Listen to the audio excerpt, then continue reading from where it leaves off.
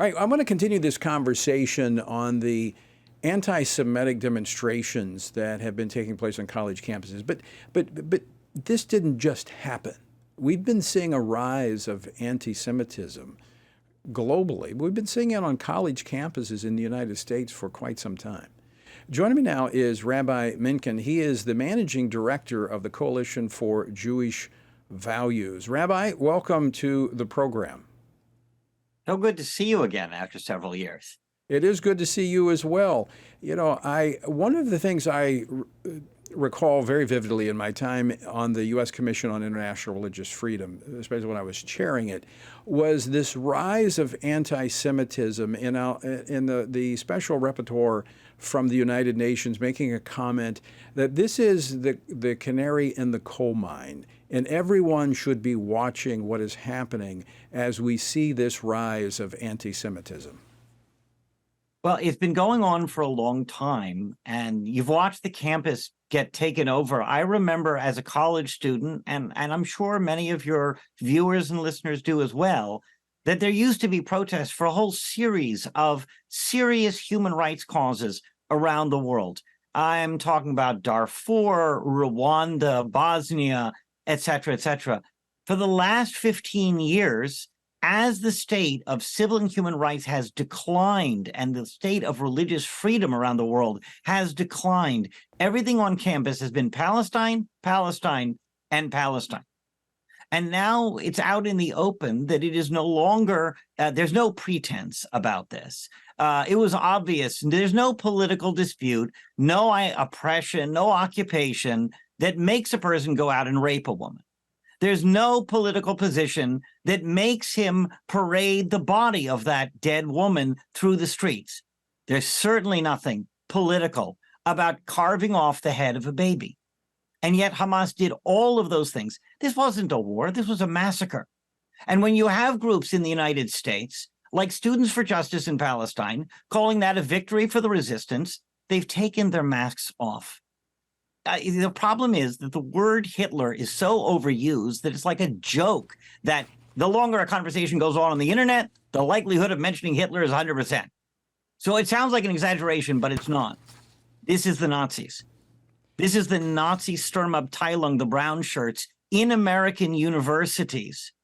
And in fact, there was an assault on an Israeli Jewish student today at Columbia during the Day of Resistance, because he was putting up posters of the kidnap victims of Hamas.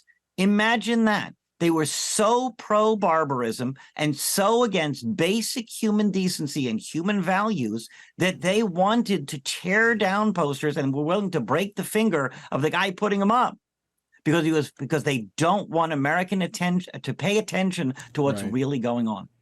Rabbi, I've been in Yad Vashem as one of the most heart-wrenching experiences that I've had to walk through that and think back on why the world was silent when that was occurring. And I mean, I've read through, I'm a student of history, and so what I'm about to say, I am not in any form or fashion minimizing the Holocaust, not at all. These individuals and what they did, what we've heard that they did, as you just described, what they did to babies, what they did to innocent women, what they did to old people. This is beyond anything that a human being could do. This is demonic, and this is evil like we've never seen before. And in any form or fashion to coddle that here in the United States by some group should be totally denounced by everyone. I think that's absolutely true. The Nazis tried to hide what they were doing. There are definitely certain elements here where Hamas, look, they believe that this is their religious ideology. Imagine that. That's their religion, to believe that carving off a baby's head is the right thing to do. It's beyond anything imaginable. The Nazis regarded eliminating the Jews as something distasteful that they had to do. Hamas looks at it as something that they love to do. It's explicitly genocidal at the outset. Yes. And I think that there are two lessons to take away. One is that what starts with the Jews never ends with the Jews. Look at the places where the Christians are receiving the worst persecution around the world, and you find a country that is already Judenrein. It has no Jews, often because they've already been ethnically cleansed out, like Iraq.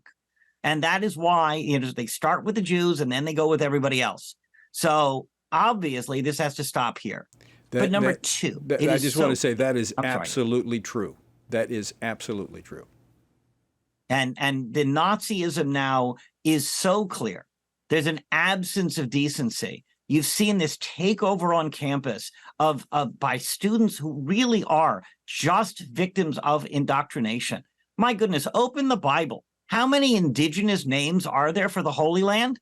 One of them is not Palestine. That's a Greco-Roman colonialist name for the Jewish homeland designed to dissociate the Jews from Judea.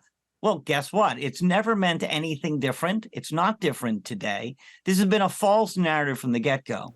But the most important thing for people to realize is you must continue pressuring your legislators to keep up the pressure on Israel to finish the job.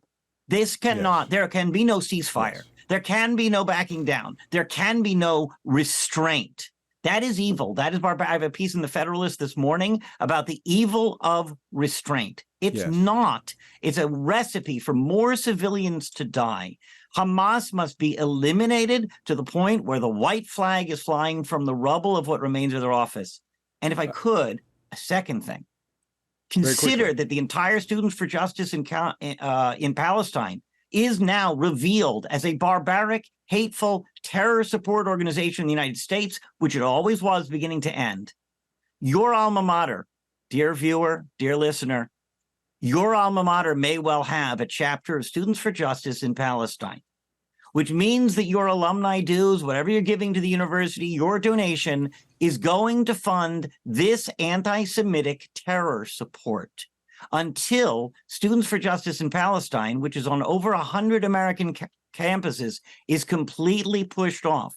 There's freedom of speech. There is not freedom of hate. It is now revealed that SJP is only about hate and barbarism, and you must participate in pushing it out. Right. That must be countered.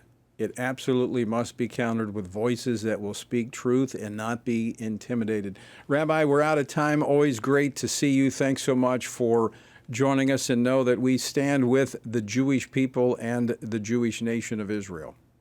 You know how much we appreciate you and FRC. Thank you so much.